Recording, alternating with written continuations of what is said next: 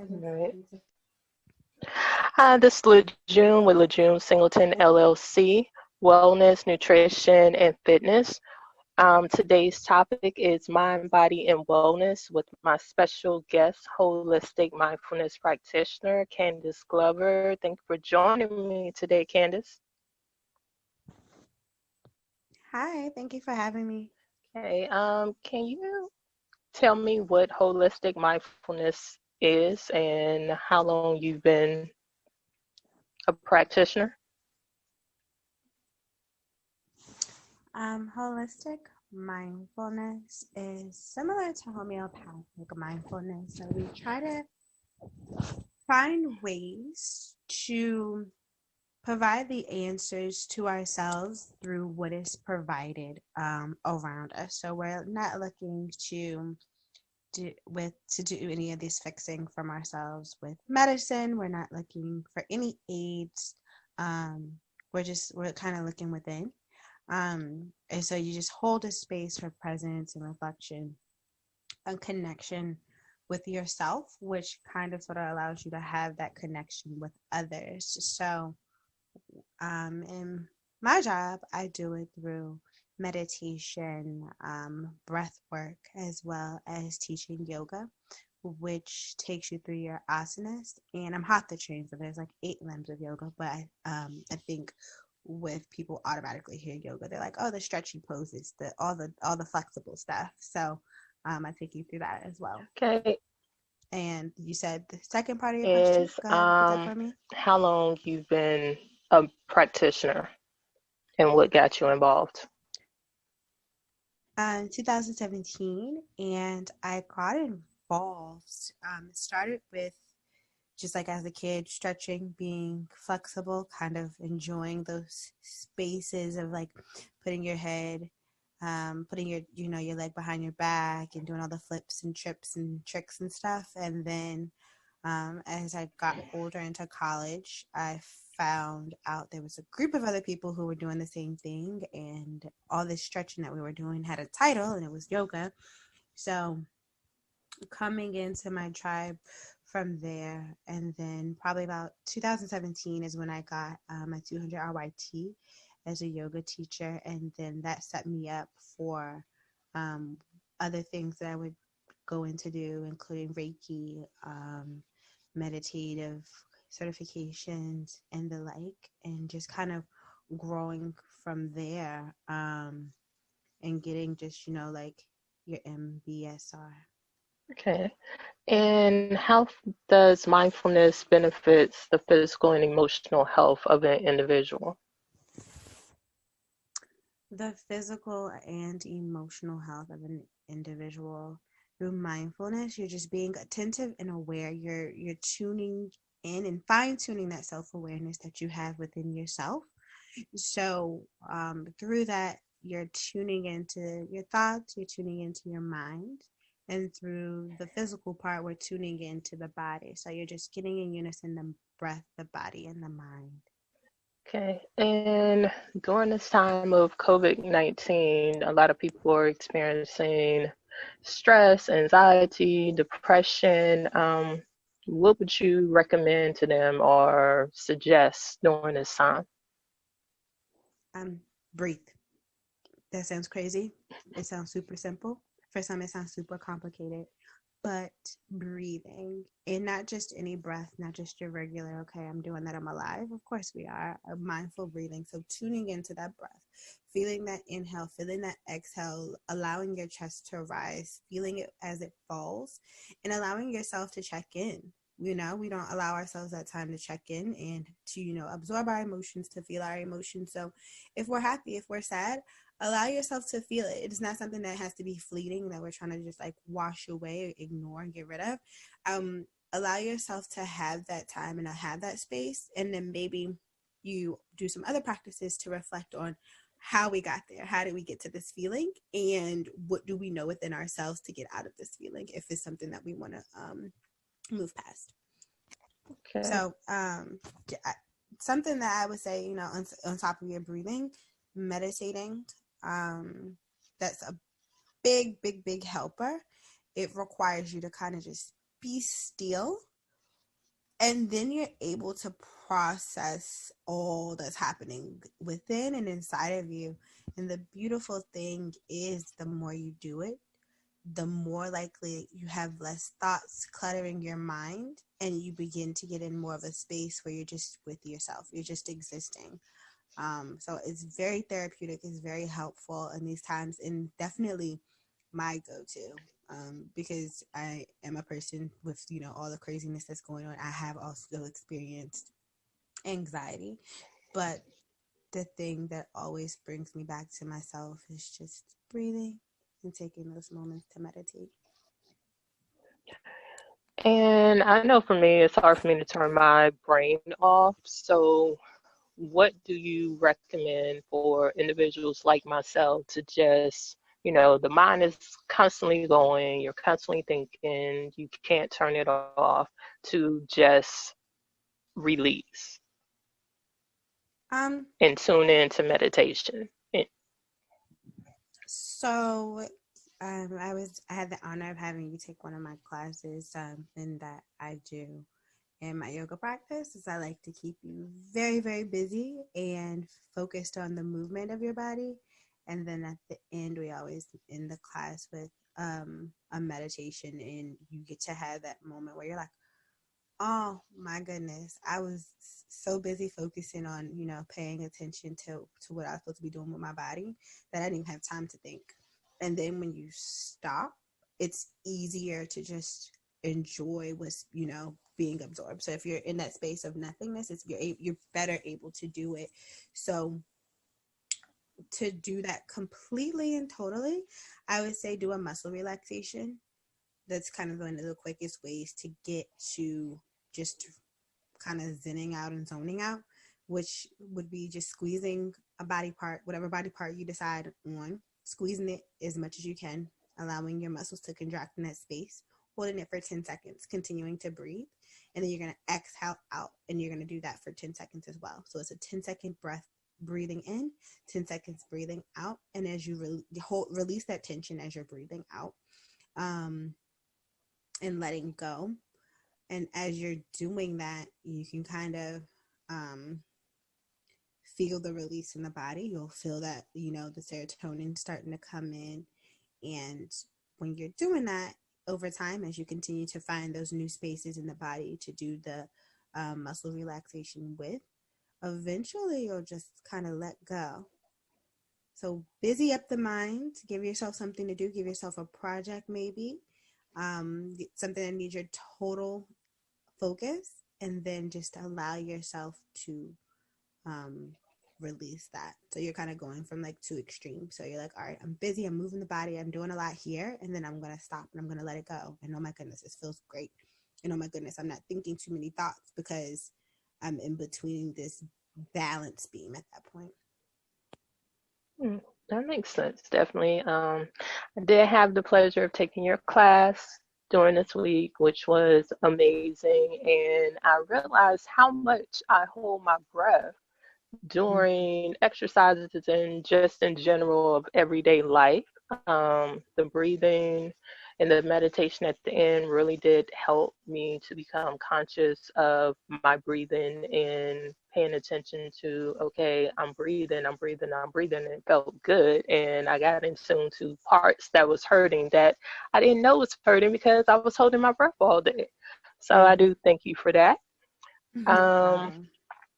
so, how does yoga, meditation, and wellness tie together? They're kind of the umbrella. So wellness is the umbrella, and then yoga and mindfulness fall under it. Or maybe even so, I would say you have your wellness, then you have your mindfulness, and then you have your yoga, which is a subset of their mindfulness.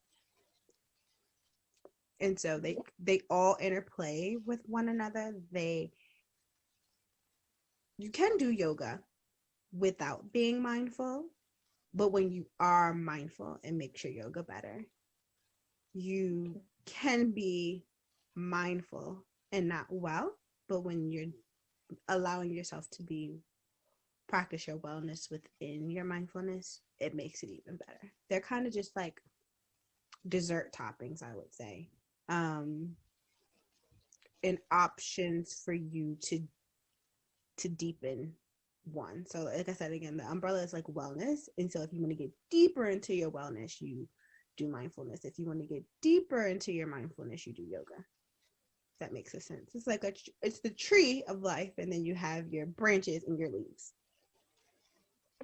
Okay, that makes sense. What are some steps that someone can take to nurture a joyful mind and body?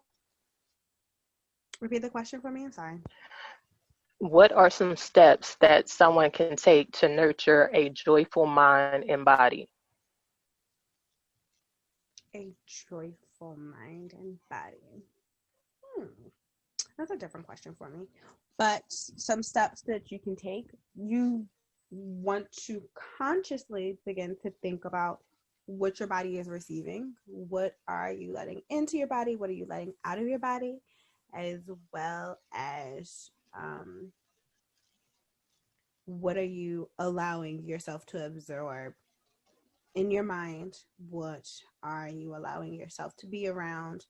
What are you, yeah, what environment are you creating for yourself? What space are you in? And allowing yourself to tune in. Maybe you even get a pen and a pad out and you begin to write it down if you don't know. I think an easy cop out for a lot of people when they don't know something or when they don't want to answer something is I don't know. Because then it's like, oh, okay, all right, we can move on. But don't allow yourself that moment to move on. Like sit in it. Like decide what makes me happy. What are those things that give me joy? What are those things that bring me peace? And start to jot those things down and start to see, look at your life and see, when are you enveloping those things? When are you surrounding yourself with those things? As well as the things that don't bring you peace. Start to look at that, and when are you allowing yourself around that? And also what comes with that. So, maybe I can't even think of something. Maybe you're a drinker, and every time you drink, you embarrass yourself, right? And you don't like those Hmm. moments when you embarrass yourself. And there are some people who can drink and maybe they don't have those side effects, but maybe for you, if you're starting to embarrass yourself when you're drinking, or you kind of have like those gross effects, you feel gross, you wake up with a hangover, um, you feel a little groggy, you can't remember things from last night. If you're having those reactions, those adverse reactions to something that you're allowing yourself to do, maybe you say, hey, I take those things away from myself. I don't put myself in those situations. I don't allow myself to absorb that space. And then you start to see a little bit of a change. You start to see a shift. I think something we've talked about before is kind of like the allergy test, where Hmm. you were trying to figure out like all these things that were good for your body or not good for your body. So what do we have to do? We have to take everything away, and then we slowly but surely start adding those things in, and then we see, okay, this is how I react when this is around. I don't like that, so maybe I'm going to avoid that. Kind of sort of treat it like an allergy. Like if allow myself to be around this, I'm going to have adverse effects, and I don't want those adverse effects. So let's allow ourselves to take them away, whatever it is, um, within reason, of course, and create a plan for yourself. So if it's something that, might take a little bit more time, you've been dating somebody and that person feels a little bit more toxic to you, and now y'all live together, it might take a little bit more time than just say, all right, I'm done with this relationship, gotta walk away. But allow yourself to see it and then create a plan for what seems realistic to you and how you would remove yourself from that situation. Okay. And what advice would you give parents who are not used to being at home with their kids all day long? That change of work, homeschooling their kids, like what would you suggest for them? Create a schedule for you and your child so that you can see where there are holes, you can see what spaces need to be filled, and you can start to look at some options of what that looks like for both of you that's realistic. And that's a big thing I like to emphasize is be realistic. What works for you, not the general go to this seems right answer. What is reasonable for you? What you gonna do? What makes the most sense for your situation. Don't give your child 96 hobbies. They're not going to start learning um, Cantonese and Italian and start playing a guitar and the piano and then start, making 5-course meals every day. That might be a little unrealistic for some. So if your child is diving into something new, and also allow them to dive into something new. It's a wonderful time.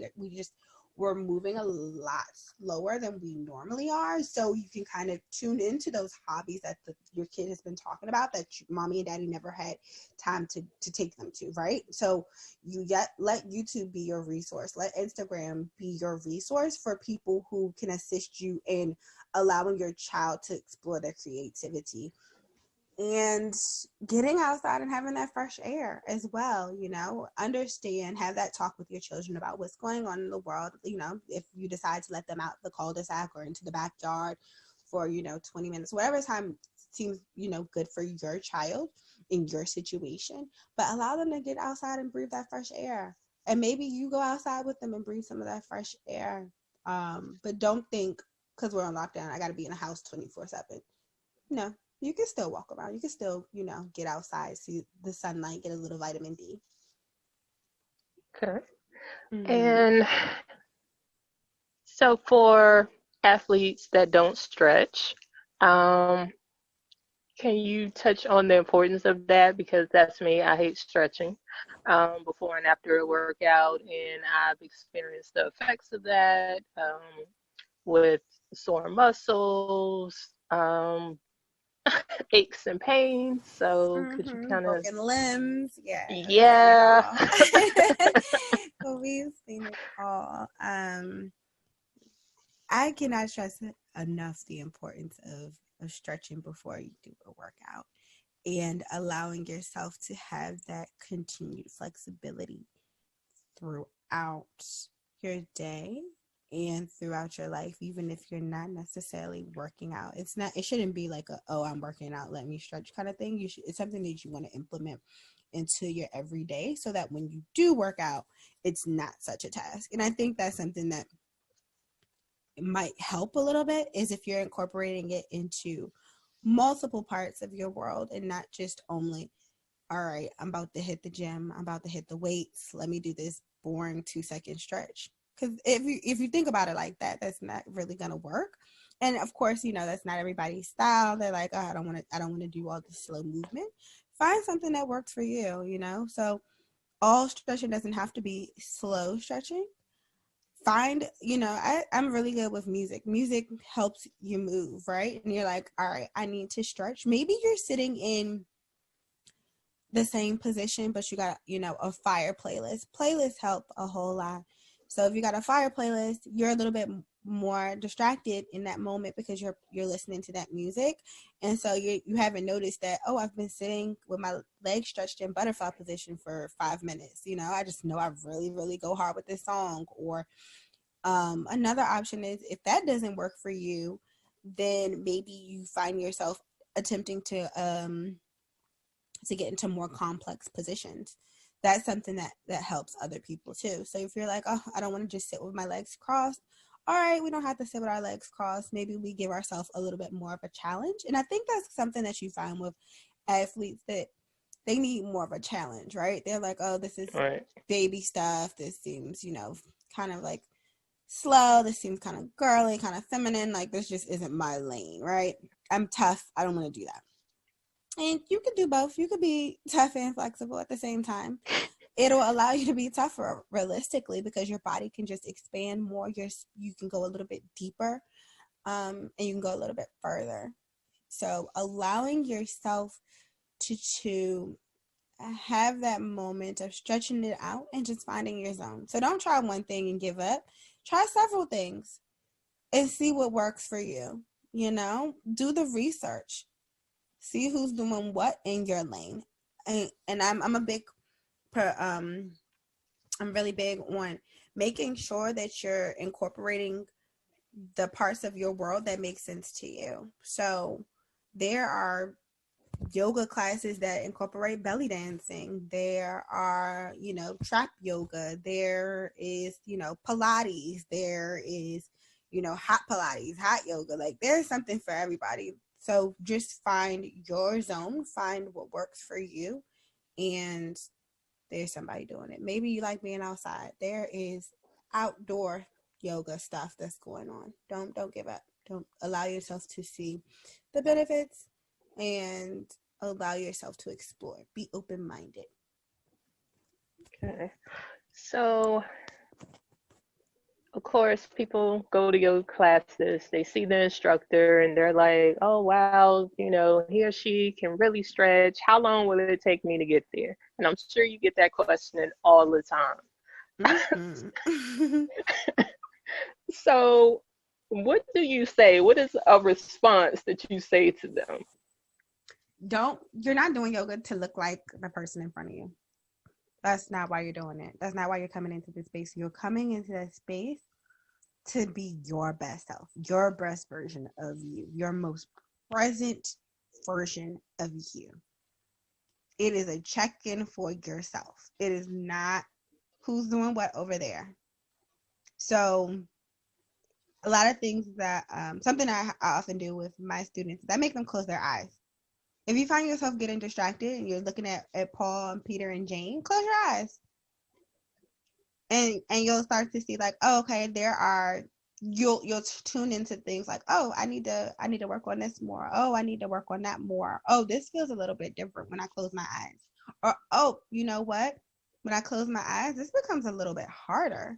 All right, so I can't even think about Jane and Joe and Tom because I really got to put my attention on like staying still because I'm getting dizzy now. So definitely just focus on you and understand that it's a yoga practice so that you have an opportunity to keep doing it. And some days are going to be better than others, and that's okay, but it's a practice. So, you get that opportunity to come to your mat every single day or whatever commitment you've made to yourself and to see your progress over time. It's not a marathon. I'm sorry, it's not a sprint. It is a marathon. You got to take your time with it. Okay. And what is your daily routine since all this has started? Are you doing yoga every day, meditating every day, taking walks every day? What does your daily routine look like to get you My through this time? daily routine from when I open my eyes, the first thing I do is say my prayers, thanking God for the blessing of waking up. Um, and whatever I have going on that day, the very, very first thing I do is say my prayers. If I can catch myself before I even like open my eyes, I'll keep my eyes closed and say my prayer. And then we move into a meditation. More so than likely after that, I might grab breakfast and then go on a walk or walk and then breakfast right after. And then getting into my day, doing what I got to do. And then there's some type of movement practice for my yoga incorporated throughout my day. Depending on what schedule I've set for myself, that's usually towards the end of my day. But we're always going to start out with our prayer, our meditation, and just a walk to get some movement in. Okay. That's one thing I have not incorporated is the daily meditation. I definitely do the morning prayer, but just turning my brain off to do that. But you've definitely given some great suggestions that I will start doing to help me through my meditation day. Mm-hmm. Um, I know earlier you mentioned different types of yoga. Which yogas do you specialize in teaching your class, or is it a combination? I'm hatha trained, so that is a myriad of different of lens of yoga. So you're gonna get your pranayama, which is your breathing. You're gonna get your asanas, which is your movement, and then we're going to finish out with our meditation. So you're getting those three limbs out of me, but in my daily life, something that I'm practicing is always going to be like the 8 limbs. But to answer your question right off the bat, hatha. You're getting hatha yoga Okay. out of me. Okay. And can you kind of explain what that is for people who don't know?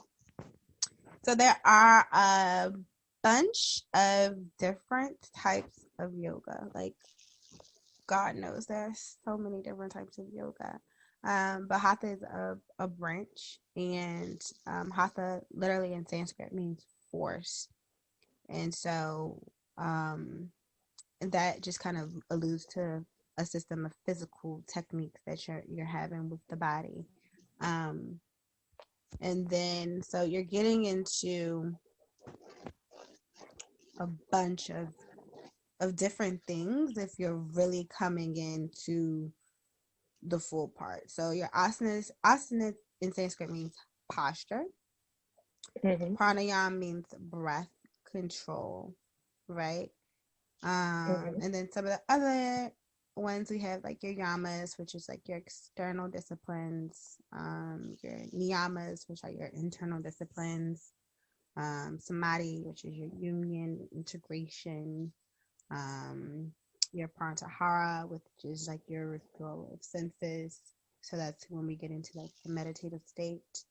Dharana, your concentration, and jhana, which is your meditative absorption. So if you, it's a lot to learn, and I would employ you, I would invite you if you are curious to to look it up and see what resonates with you.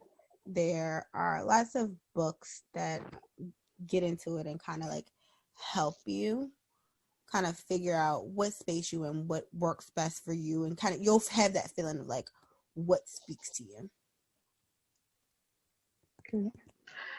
I know a lot of course, celebrities are definitely really strong into yoga and meditation, and they rave about how it's life changing, that they're more in tune with their mind and their body and their spirit, Mm-hmm. and they can make better sound decisions by just being in tune with themselves, which is, hard for most of us because we're always moving, moving, moving. And right now is a time that we're not moving. We're being Right. still because we have no choice.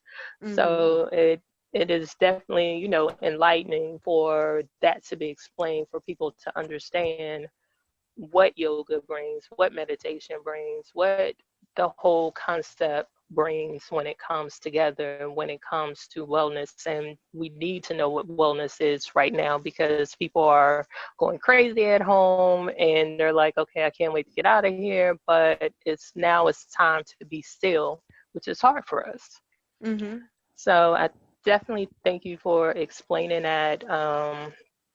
And giving recommendations, especially for parents, because I've Mm-hmm. even seen on Instagram where kids are like, okay, I've been in the house for this many days and I'm tired of being in here and I'm ready to go outside and see my friends that I can't see. And parents are like, okay, I'm applauding teachers because I didn't know my child was this awful. Yeah. So just seeing that and knowing that, okay, well, we need to take a moment and meditate and pray and get in Mm-hmm. tune with ourselves. So I Mm-hmm. think, you definitely help with that in giving suggestions and what yoga and meditation can do in everyday lives. If you're Um, looking, sorry, I was gonna say if you're looking for a good read, I would definitely do Patanjali's Yoga Sutra. That is a really good book. Or the Bhagavad Gita. That is also something that you might want to look into if you're more of a reader. okay. And is there like any type of videos that families can watch together to help them during this time? Any suggestions, reads, any more reads that you can recommend for individuals and families? Um, Breathing Space has a lot of great resources for children. Breathing Space DC definitely has a bunch of video resources that are helpful to you, children and parents of children, to keep their kids engaged. I don't like to say distracted too much. You want to keep them engaged.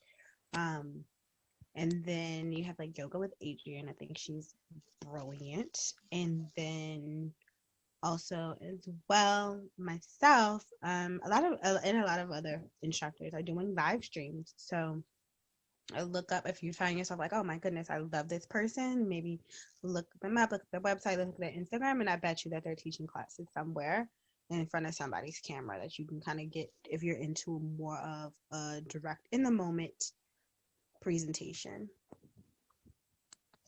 Okay. And how can someone find you You and can obtain your services?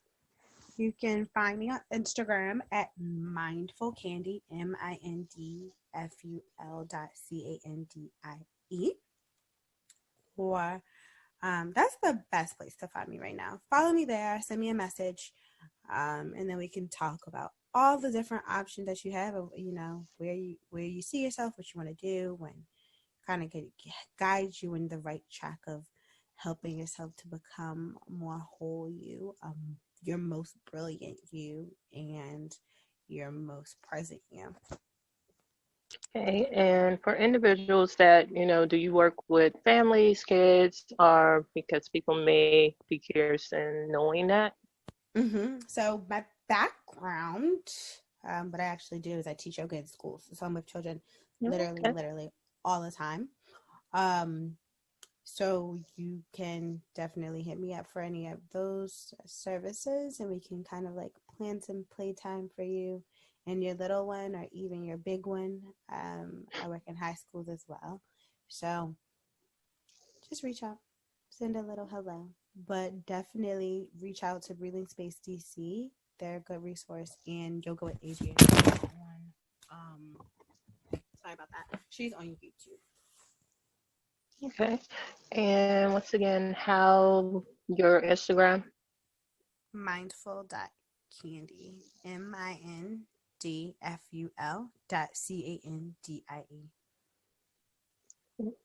And thank you, Miss Candace, for your time today. You informed me even more. Please check out her classes Tuesday and Thursday Zoom.